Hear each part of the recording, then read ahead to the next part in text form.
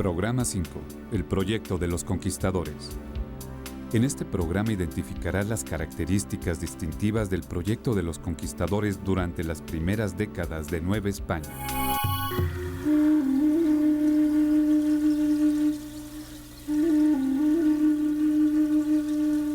Después de la caída de Mexico Tenochtitlan, les comentaba que Mexico, así es como se pronunciaba en el México prehispánico, la X no se pronunciaba ni J ni X, sino Sh. El acento estaba en la segunda sílaba, Mexico Tenochtitlan, no Tenochtitlan. Esa es la pronunciación prehispánica que después fue cambiando. Después de la conquista de Mexico Tenochtitlan, pues hay una gran desigualdad. Esto yo creo que es algo que preocupaba a los conquistadores.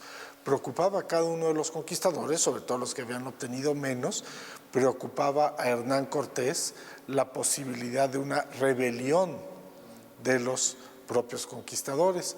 De modo que lo que él rápidamente buscó hacer fue extender la conquista a las diferentes provincias, hacia el norte, hacia el sur, hacia el este, hacia el occidente, del imperio mexica, del imperio de la Triple Alianza, tanto con el fin de extender la conquista, de extender los dominios del rey de España, como con el fin de obtener más riquezas inmediatas para el propio Cortés y para estas gentes insatisfechas.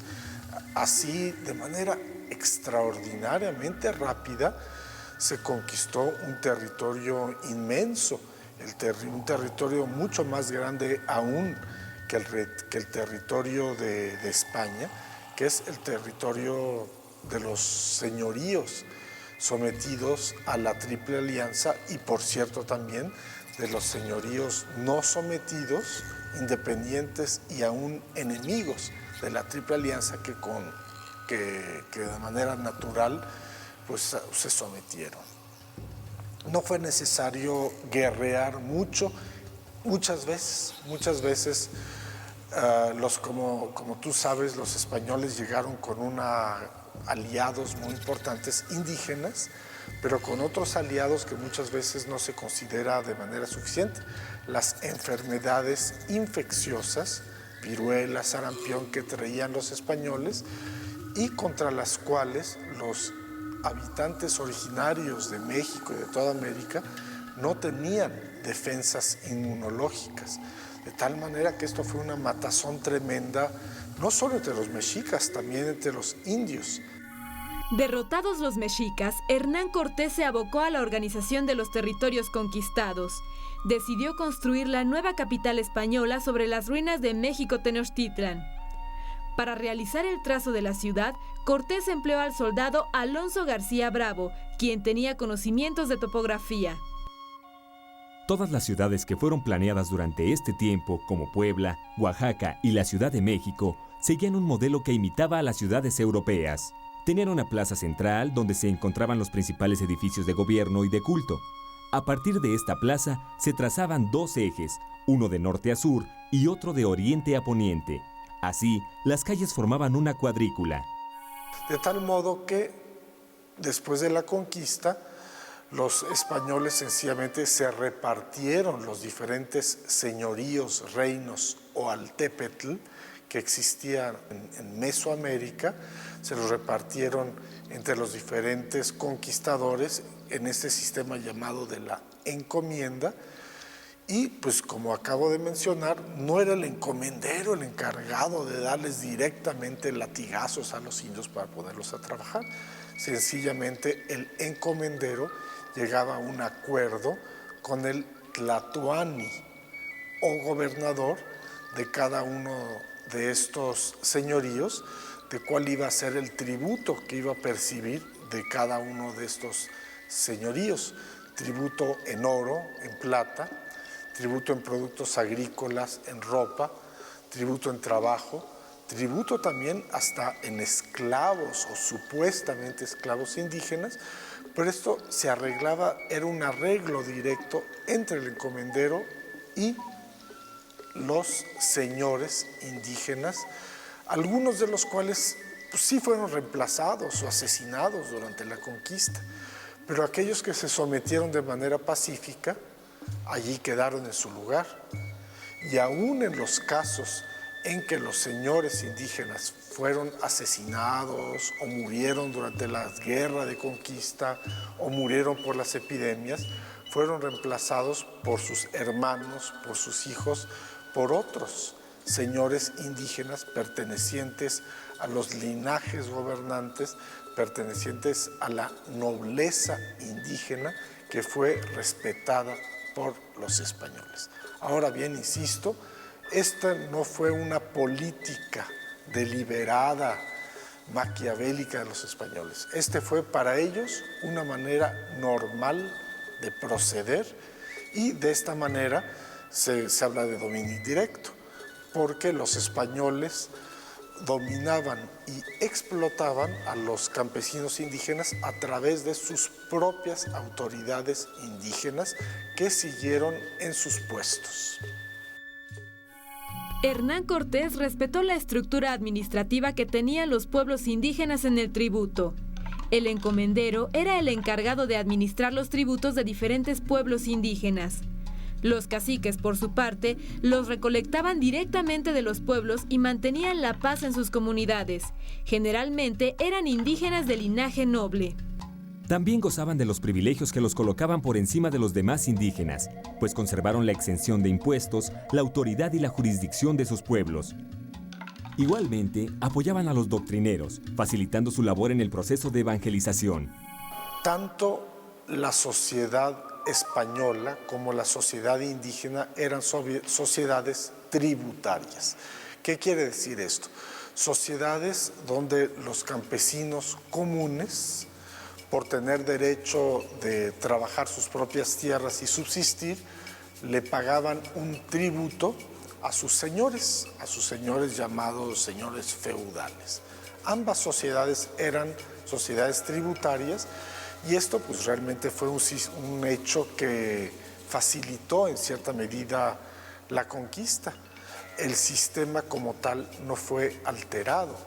Un sistema tributario fue sustituido por otro.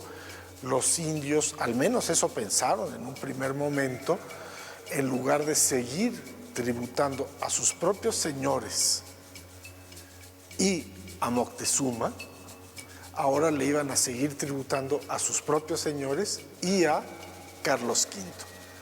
Le iban a seguir tributando a Carlos V a través de estos nuevos dominadores que iban a tener, que son los conquistadores españoles que habían recibido uno o varios pueblos de indios como encomiendas. Estos conquistadores reciben el nombre de encomenderos, que reciben el tributo de los pueblos encomendados.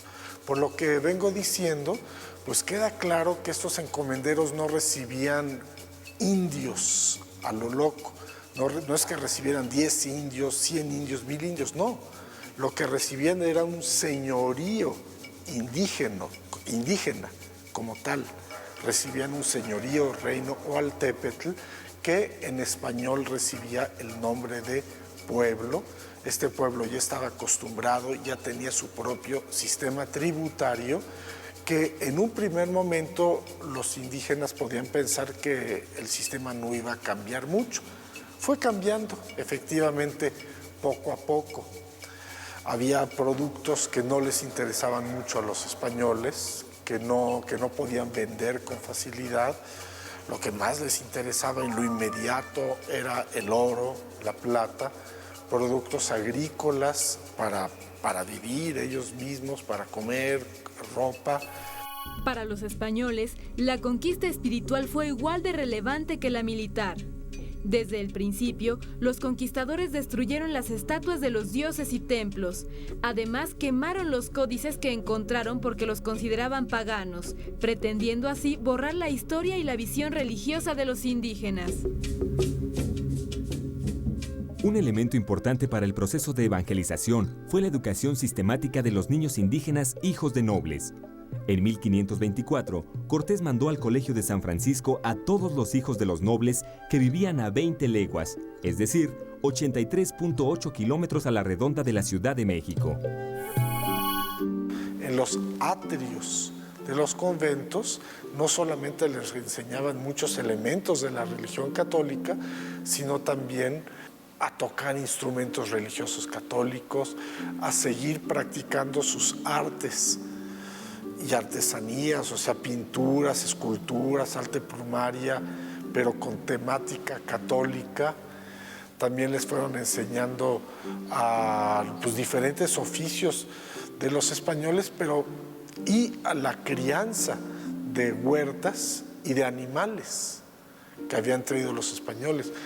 La conquista dio lugar a leyendas que forman parte de nuestra cultura. Una de ellas es la de la Casa Colorada. Cuenta la leyenda que mientras los españoles destruían Tenochtitlan, Hernán Cortés vivía en una casa en Coyoacán con su esposa, doña Catalina Juárez Marcaida. Se dice que ella lloraba a diario y rezaba en un altar que se encontraba en la casa, pues sentía celos de la Malinche y de algunas mujeres más. Según la leyenda, un día Cortés, ya harto de las lágrimas y los celos de su mujer, la ahorcó y la enterró en los jardines. La casa aún se conserva y el jardín donde Cortés enterró a su mujer es lo que hoy se conoce como la Plaza de la Conchita en la Ciudad de México.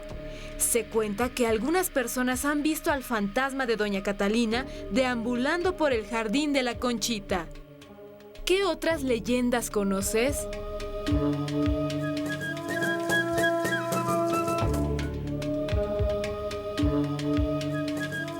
Sin duda, la conquista modificó las relaciones de poder del mundo prehispánico e inició un cambio en el ámbito cultural con la imposición de la religión católica. No obstante, la entrega de tributos en trabajo y especie, los privilegios de los nobles, las costumbres cotidianas e incluso la devoción a los antiguos dioses siguieron formando parte de la vida cotidiana de los indígenas durante buena parte del siglo XVI.